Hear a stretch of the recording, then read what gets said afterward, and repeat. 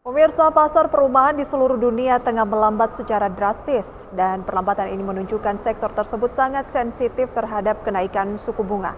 Dan tidak hanya itu, perlambatan pasar perumahan ini semakin menambah tekanan ekonomi global.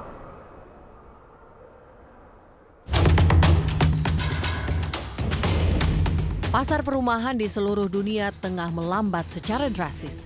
Perlambatan pasar perumahan ini semakin menambah tekanan ekonomi. Penjualan rumah baru dan penjualan tertunda di Amerika Serikat pada Juli 2022 sama-sama turun ke posisi terendah dalam beberapa tahun.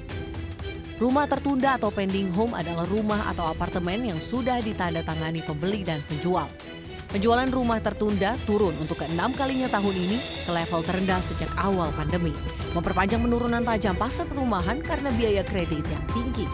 Berdasarkan data ekonomi global terbaru yang dirangkum Bloomberg seperti dikutip pada akhir pekan lalu, penjualan rumah baru turun ke-6 kali tahun ini ke laju paling lambat sejak awal tahun 2016. Penurunan pasar properti ini tidak hanya terjadi di AS, akan tetapi juga di Eropa, Australia, hingga ke Asia. Secara keseluruhan, tingkat konsumsi AS pada Juli tumbuh melambat, bahkan di saat masyarakat Amerika mendapat beberapa bantuan.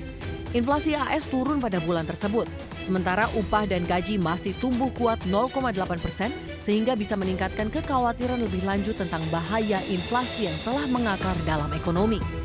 Produk domestik bruto AS yang disesuaikan inflasi atau nilai total semua barang dan jasa yang diproduksi dalam perekonomian turun 0,6% secara tahunan atau year on year pada periode kuartal 2 2022. Berbagai sumber, IDX Channel.